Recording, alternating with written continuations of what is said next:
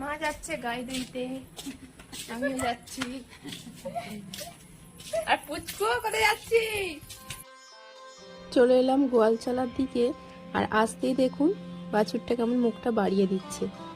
আর মাছি মশা প্রচুর পরিমাণে বসছে ওদের গায়ে, সেই কারণে একটু গায়ে হাত বুলিয়ে দিলে ওদের একটু আরাম হয়। আর দেখুন হাত বোলাচ্ছে, ও কিন্তু স্থিরভাবে দাঁড়িয়ে আছে।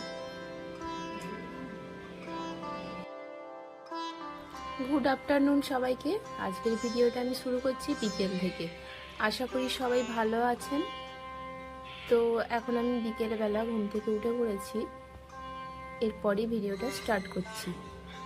আর এরপরই পুচকুটার সঙ্গে একটু খেলবো।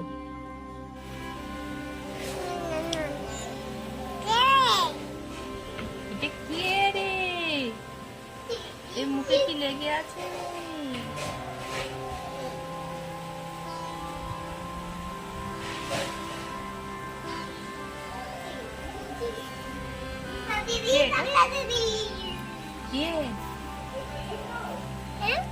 মার খেয়েছিস? এই মার খেয়েছিস? বাবু আবার যায়। এই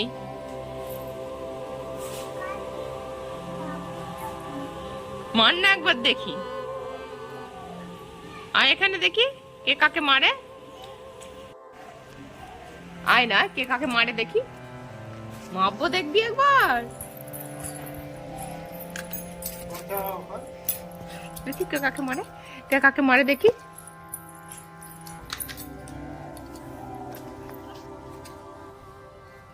এই এই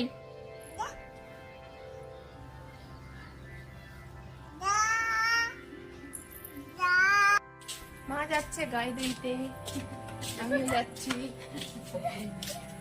আর পুচকু কোথায় যাচ্ছি? চলে এলাম গোয়ালচালার দিকে, আর আসতেই দেখুন বাছুরটা কেমন মুখটা বাড়িয়ে দিচ্ছে। আর মাছি মশা প্রচুর পরিমাণে বসছে ওদের গায়ে, সেই কারণে একটু গায়ে হাত বুলিয়ে দিলে ওদের একটু আরাম হয়। আর দেখুন হাত বোলাচ্ছে, ও কিন্তু স্থিরভাবে দাঁড়িয়ে আছে। আর মা এবার গাই দুইবে, সেই ভিডিওটা আমি একটু করলাম। এর আগেও আপনাদেরকে একটা এইরকম গাই দুয়ারি ভিডিও করে দিয়েছিলাম, তাতে আপনারা অনেকেই ভালোবাসা দিয়েছেন। আশা করি এইটাতেও অনেক ভালোবাসা পাবো। তো ভিডিওটা দেখতে থাকুন।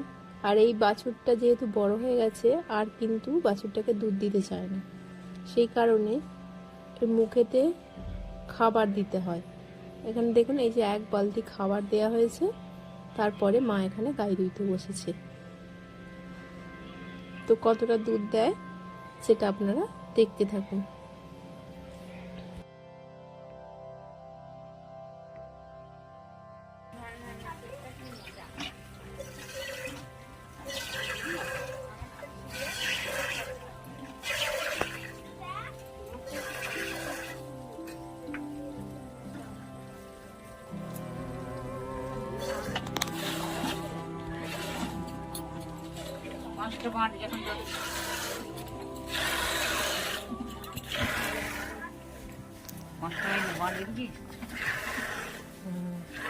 পাঁচটা বাঁট গরুটার, আবার জোড়া বাঁটটা একবার দেখো ভালো করে। এই বাঁটটা আবার জোড়া, গরুর 5টা বাঁট একসঙ্গে ডবল দুধ পড়ছে।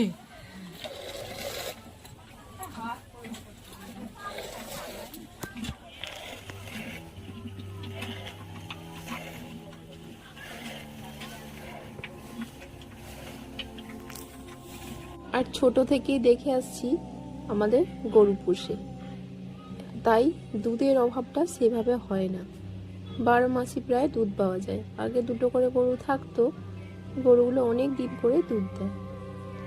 তো এখন বিক্রি করে দিয়েছে একটা, আর একটাই রয়েছে।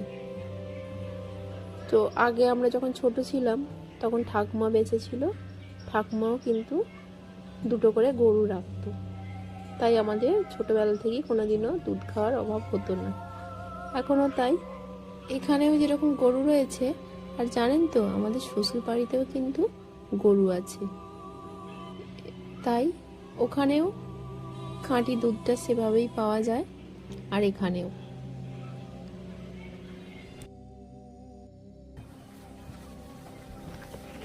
টিফিন ভর্তি হয়ে গেল।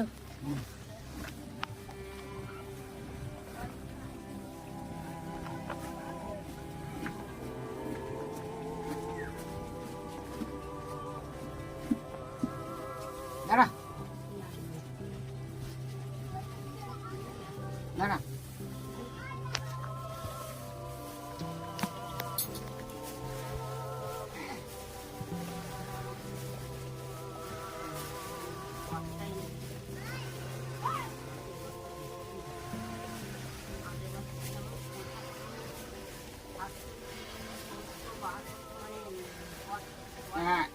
এক কিলো দুধ নিয়ে গেল।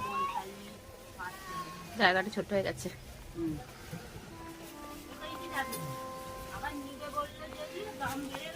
ওর মনে হয় আলু শেষ হয়ে গেছে, জানো মা, খড় খেতে লেগে গেছে।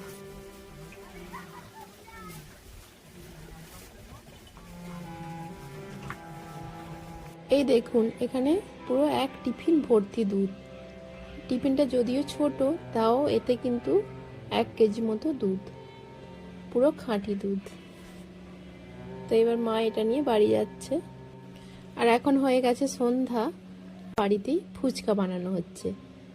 তো এগুলো কেনা ফুচকা, ফুচকাগুলোকে ভাজা হচ্ছে, তারপরে তেঁতুল জল আর আলু তৈরি করা হবে।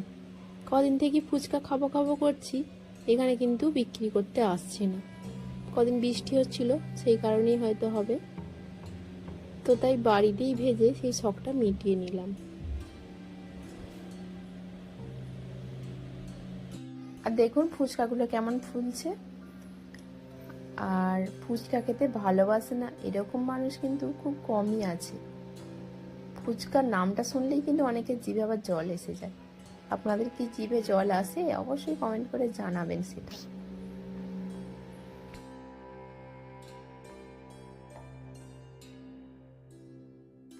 ওদিকে ফুচকা ভাজা চলছে, আর এইদিকে রেডি হয়ে গেছে তেঁতুল জল আর আলু তৈরি। বেশ সুন্দর করে মশলা করে আলু তৈরি করা হয়েছে, ঝাল ঝাল করে। আর এই যে এতগুলো ফুচকা ভাজা হয়েছে। তো কার কার খেতে ইচ্ছে করছে অবশ্যই চলে আসুন। আর এবার আমরা সবাই খেতে বসেছি। আর প্রথমেই শুরু করছি আমাদের বাড়ির পুচকুটাকে দিয়ে। ওকে প্রথমে একটা ছোট দেখে দিচ্ছি, ও নিতে চাইছে না, তাই একটা ভালো দেখে দিচ্ছি, সেটা নিচ্ছে। আর ও তো জল দিয়ে বা আলু দিয়ে খাবে না, শুকনো ফুচকাই খাবে, তাই ওকে শুকনো ফুচকাই দেওয়া হচ্ছে।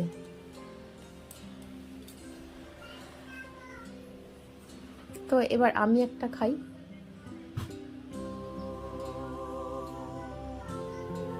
বাহ, খুব সুন্দর কিন্তু টেস্ট হয়েছে। আর এটা খাচ্ছে আমার বোনপো।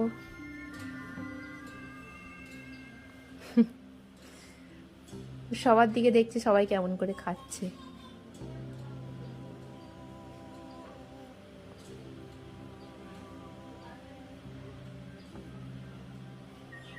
এরও কিন্তু একটা খাওয়া হয়ে গেছে, দ্বিতীয় নম্বরে পড়ে গেছে। তো আজকের ভিডিওটা এই পর্যন্ত। সবাই ভালো থাকবেন।